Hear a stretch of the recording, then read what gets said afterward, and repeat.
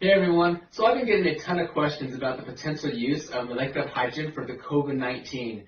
Now, there does appear to be some good rationale for why it would be used, and in fact in China there are already several clinical studies where they're using molecular hydrogen to treat the COVID-19 patients. According to some of the researchers, the preliminary data is really quite promising, in so much that at least one governmental organization is now recommending the use of molecular hydrogen for these patients. Now, I want to go through the pathophysiology so I can describe the rationale for why hydrogen gas would be used in these clinical studies and in this scenario. But first, I want to show you a video where Dr. Nanshan, who was the one who discovered the SARS coronavirus in 2003, actually recommends and discusses the use of molecular hydrogen. And then I actually have some videos where patients who have the COVID-19 are actually describing their experience using the molecular hydrogen therapy. So we'll go to those videos, and then I'll come back and talk about the rationale for H2. So we'll see you soon.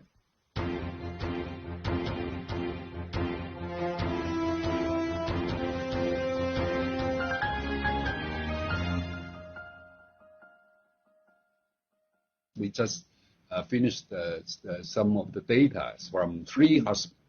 We used hydrogen and oxygen mix. Yes. It seems to be working very well. I am happy about that. So I just got the data right now. So from Wuhan and from Guangzhou, and 3 hospitals, altogether 60 something. And after inhaling this hydrogen and oxygen mix gas, they improve. The dyspnea improved the 2nd day, and the 3rd day, and the 4th day. So all of them showing really improved. I suppose because of at least resist to reduce the airway resist the gas resist airway resistance. So much easier to go into the alveoli to improve the oxygenation. I think that's a good way. 你刚才吸了你什么感觉？就是吸了之后来的时候这么多天，这个胸腺呢没有改善，就真的用了这之后啊，这个胸腺都改善了，看嘛不痛了，不痛了，不痛了，一点都不痛了，那太好了，谢谢你啊，教授啊，这里今天这第一回好爽啊，这个位置。阿姨，你用了那个氢氧机，感觉怎么样啊？感觉很舒服。很舒服，是不是？没有什么不好的感觉。有没有说觉得胸口就是吸了之后感觉很顺畅啊，或者是吸气的时候觉得就是很顺一点感觉？对。原来一深呼吸呢，就会咳嗽。但是用了这个以后呢，咳嗽啊，基本上没有了。就是深呼吸的时候都不会咳嗽。好。你用这个机感觉怎么样？用这个机感觉还可以。有没有说觉得好像吸气会更舒服啊，更顺畅，就是更顺畅一点，是不是？对。特别是第一次用的时候。什么感觉？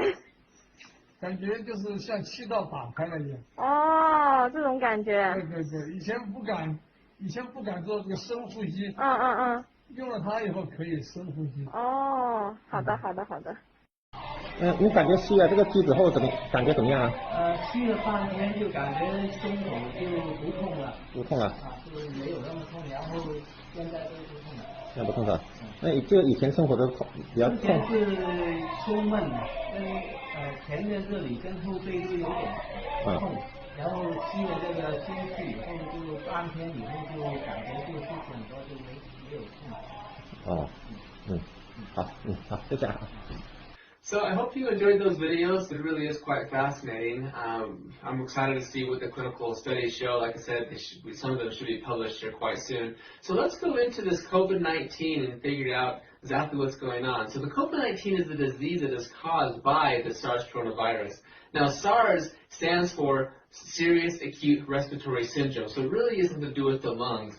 So here we have the SARS coronavirus. It's going to go into the lungs and it's going to attack the alveoli. So here we've zoomed in on an alveolus here. So the virus will come in, has a spike protein that's going to use that to anchor itself onto the ACE2 or the angiotensin converting enzyme type 2, and it's going to release this positive single-stranded RNA into there that's going to basically take over the cell's ability and causes viral replication and make more viral particles and everything. And then this type 2 pneumocyte is then going to release these mediators to recruit these macrophages. And the macrophage, the white blood cells, going to release these various cytokines, okay, interleukin-6, interleukin-1, TNF-alpha, tumor necrosis factor alpha. That's going to go into the plasma and then it's going to release neutrophils. Now it's going to increase some of the vasodilation permeability so that neutrophils are going to now go into there. It's going to start creating a reactive oxygen species, and the reactive oxygen species are very damaging oxidative molecules that are going to, kill the viruses. Well, the virus is already dead, but, kill everything, inhibit viral replication, and do exactly what we want them to do. So that's a very important part of all of this. But as this continues going, you're going to get more and more of this reactive oxygen species, more of the inflammation, you get more vasodilation, more capillary permeability. But because you actually are destroying your type 2 pneumocyte, well, type 2 pneumocyte is what's important to make surfactant. If you don't have surfactant, your lungs aren't going to work correctly. So you don't have the reduced surface tension, so you have a decreased concentration. Plus, with the permeability, all the plasma is releasing out into the alveolus, and so now you have a collapsed alveolus. So, of course, collapsed alveolus, you're going to have very difficult for gas exchange. You're going to have to work really hard to breathe. So you're going to have a very difficult time breathing with that problem. When this, because of all the reactive oxygen species, you're damaging the actual cell. So the whole entire alveolus will end up dying. And now you're going to try to be coughing that up, say a productive cough, so people are going to present with a cough and everything. Plus, with the interleukin-6, interleukin-1, these are going to go to the hypothalamus. That's going to control the body temperature. It's going to say, hey, let's increase the body temperature. That's going to cause a fever, so now people are going to have a fever. So all this is going to continue getting more and more inflammation. You get this systemic inflammation, so more vasodilation, and that's going to cause lower blood pressure or hypotension. So you're just going to feel weak and fatigue and everything, right? So you have this hypotension. Well, that's also going to cause low blood perfusion. Well, low blood perfusion meaning you're not going to get the oxygen-rich blood to your cells. So that's going to cause low oxygen levels or hypoxia, right? So now you're going to be short of breath. Plus, with this issue, you have short of breath, but also here, and that's going to activate the chemoreceptors. It's going to cause you to activate sympathetic nerve activation, so you're going to have a higher heart rate, for example. So you have fever, difficulty breathing, higher heart rate, a cough, all of these things. But you're not getting the nutrients there either. You're not being able to do metabolic waste removal. So that's going to cause cell death, right? Apoptosis, necrosis, autophagic cell death, the different pathways of cell death, and that essentially killing those cells. You're going to cause multi-system organ failure. Now that's of course really bad. Like for the lungs, like this is what we're talking about right here. Also in the kidneys, you're not getting the right blood circulation and everything, so your kidneys start having problems. You have higher blood urea nitrogen levels. Your liver is also being damaged. You have ALT, AST, all these different tissue damage that's occurring on. And as this continues, you can get ours, the acute respiratory distress syndrome. Now, most people who die of, say, COVID-19 or other SARS-like viruses, they die because of the acute respiratory distress syndrome. Again, it's a disease of the lungs, and that, of course, all this leads to death. So we need to stop this, right? That's the whole goal. Is what can we do to stop this? And of course, the idea is, okay, how do we inhibit viral replication? How do we inhibit all this stuff? How do we get our immune system going?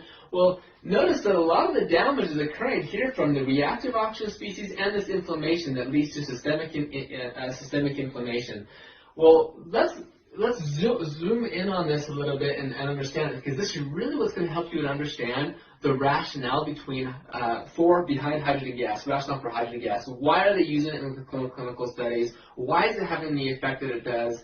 It helps to explain all of this. Okay, so first, reactive oxygen species. Again, these are very oxidizing molecules. Well, actually, superoxide is reductive, but the point is they cause a lot of oxidative damage, okay? You cut your apple in half and it turns brown, that's oxidation, that's damage, it's rusting. And that same thing happens to your cells. It causes lipid peroxidation, DNA damage, all of these things. So we don't want to have an excessive amount of that. But these are also important.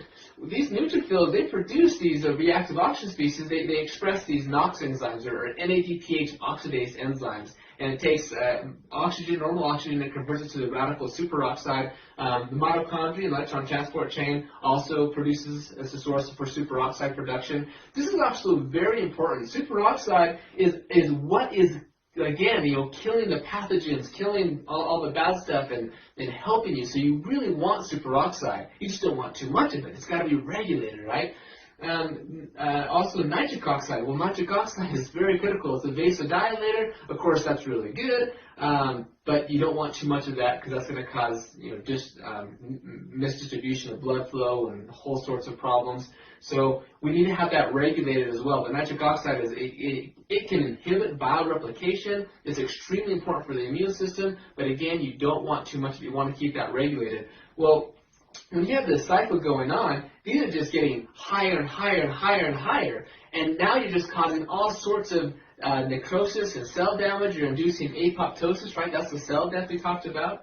Well, also when these get high, they react instantaneously to form none other but peroxynitrite. Peroxynitrite is literally like the most oxidizing, damaging molecule that there is. It is pernicious. It is terrible. It is a bad molecule.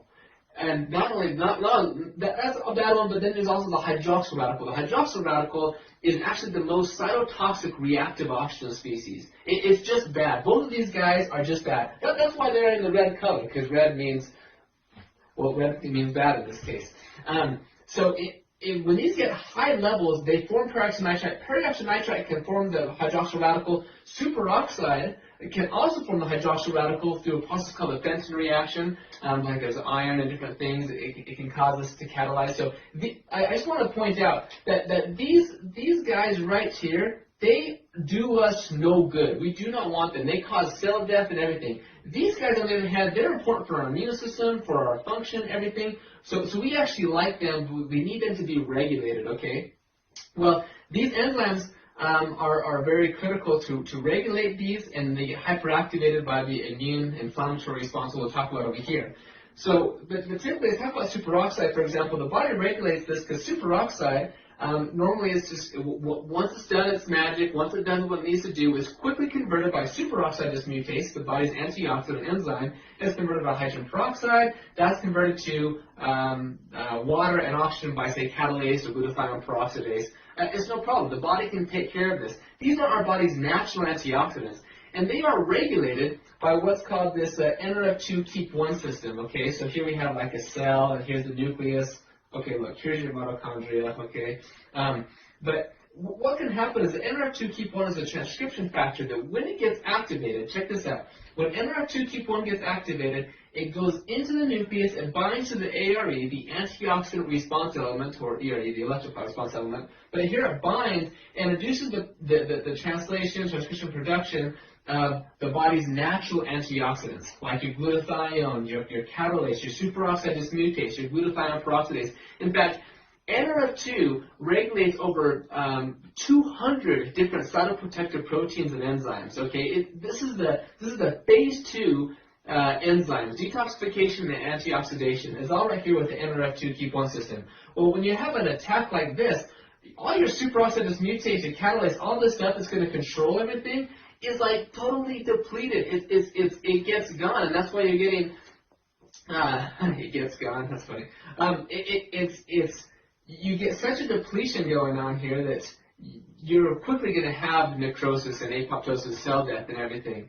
So that's why NRF2 is so important. Well, look what happens here. So now let's talk about hydrogen a little bit. Molecular hydrogen actually has the ability to activate the NRF2 keep 1 pathway. And when it can activate the NRF2 keep 1 pathway, it's going to help to replenish and maintain that redox homeostasis of your glutathione, your superoxide dismutase, your catalase, like I said, over 200 cytoprotective proteins and enzymes. And as it does that, it's going to help to maintain this whole thing. Okay? So that's one critical aspect. Another critical aspect is hydrogen can also regulate this area over here. It can actually regulate the NADPH oxidase system. It can actually down-regulate this, so you actually get less superoxide production. If it's too much, for example, it can help bring that down, as well as regulate the nitric oxide synthase enzymes, has regulation in the mitochondria. Actually, some really neat benefits in the mitochondria that we're finding with the hydrogen gas. So here, hydrogen is able to take care of the ROS. Oh, and these guys right here. So hydrogen actually can selectively reduce these guys, the hydroxyl radical and the peroxynitrite. Okay. Now consider, see, other antioxidants, say vitamin C or vitamin E or whichever ones we're talking about, there are some potential problems because in some ways, just based on reaction kinetics or stoichiometry or different things, not stoichiometry, but those things can react indiscriminately with things like superoxide or nitric oxide. Okay, hydrogen gas can actually not react with nitric oxide or superoxide. The only things it can react with are these very dangerous and very damaging oxidants, hydroxyl radical and peroxynitrite. It can't react here, but it can selectively reduce these guys. It can increase NRF2 activation to increase your body's natural antioxidants, and it can regulate the enzymes, the very enzymes that are producing these. So it's a very good regulatory system of what hydrogen gas can do, okay? And consider it is the smallest molecule. It's smaller than oxygen, so it's able to diffuse into the cell, into the nucleus, into wherever, very easily, where it can have these regulations, okay? Okay, so now let's go to the inflammation, okay? During this process, we get what's called the cytokine storm. That's when we have just this huge upregulation of all these cytokines, and we have tons of problems going on here, okay? So, for example, interleukin-6, interleukin-4, C2 mechanisms factor alpha. Well, these are regulated by other transcription factors like NF-kappa B, NFAT, STAT1, or STAT3. These transcription factors regulate and increase the production of all of these. Well, guess what activates these? Reactive oxygen species.